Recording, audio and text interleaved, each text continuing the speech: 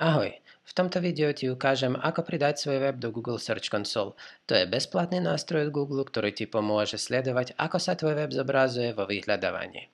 Prvý krok, choď na stránku searchgoogle.com a ak ešte nemáš Google účet, najprv si ho vytvor.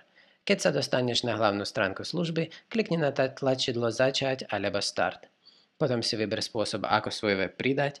Máš dve možnosti, domena alebo predpona adresy URL.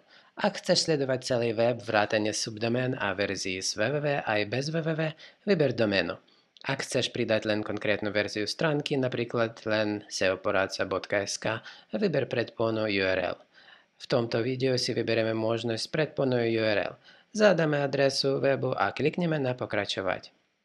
Teraz musíš potvrdiť, že stránka patrí tebe. Google ponúka viacero spôsobov. Najjednoduchší je nahrať HTML súbor na web. Stiahneš súbor, otvoríš si svoj hosting alebo správcu súborov a nahráš ho do koreňového adresára stránky. To je priečinok, kde máš aj súbor index.html. Potom sa vráť späť do Search Console a klikni na tlačidlo Overiť.